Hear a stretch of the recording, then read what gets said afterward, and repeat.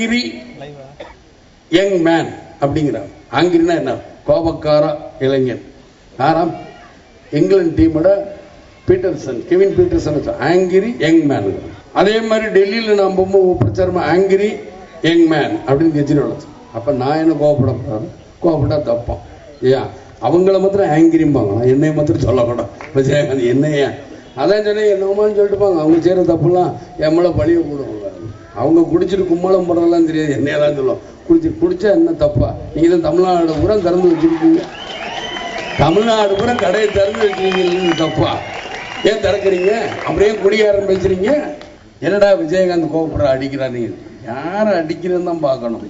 உங்களை மாதிரி ஆளுங்களை யாராவது ரோட்ல போறோம், என் கட்சிக்காரங்களையும் இவங்களையும் தான் அடிக்கிறேன். இதுல என்ன தப்பு? என் வீட்டுல இருக்கவங்க மாதிரி தானே அவங்க, வேற அடிக்கிறாரு.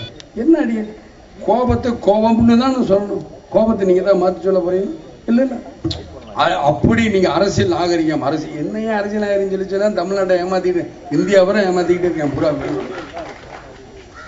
கோபம் வந்தா கோபத்தை காட்டுங்க. எதுக்காக கோபம் வருது? நீங்க தப்பு செய்யும்போது தானே கோபம் வரும். நீங்க ஏன் தப்பு செய்யற குறைய அதை மாத்திரம் பேச மாட்டாங்க. சார் நாங்க என்ன பண்றது அப்படின்னா, இதை யாரோ சொன்னாங்கறக்கா நீங்களும் தயவுசெய்து காவல்துறை மாதிரி ஆயிராது. காவல்துறை இந்த ஆட்சி வந்த 5 வருஷம், அந்த ஆட்சி வந்த 5 வருஷம். இது வரைக்கும் இந்த திருவிழா வருவேன், காரு போகும், நான் எந்த பிரச்சனையும் தலையிட்டது இல்லை.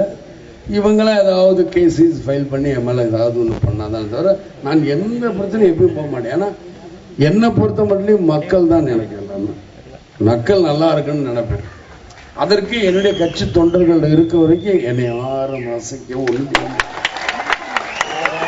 ஆக சிலர் வேணுமா நம்பிக்கை இல்லை, குறைஞ்சு போச்சு. குறைஞ்சிச்சா கூடிச்சா நீங்க உங்களுக்கு நான் இப்ப பேச மாட்டேன், பார்த்துக்க. தேர்தல் எவ்வளவு? 4 மாசம். 4 மாசம் பயந்து போய் வேட்பாளரை சொல்றேன். விஜயகாந்த் கிடையாது, வேட்பாளர் இருக்காங்க. 40க்கு எத்தனை பேர் இருக்காங்க. எப்படி ஒருத்தர் தைரியமா வருது ராஜினாமா, நீங்கள் தைரியமா ராஜினாமா பண்ணிட்டு போக வேண்டியதானே? ஏன் என்ன கேட்குறீங்க? நீங்களும் உங்களுக்கு எம்எல்ஏ பதவி இல்லைன்னா ராஜினாமா பண்ணிட்டு போங்களே. கட்சியை வளர்க்கறதுலையும் படுற பாடு எனக்கும் என் தொண்டர்களுக்கு மட்டும்தான் தெரியும்.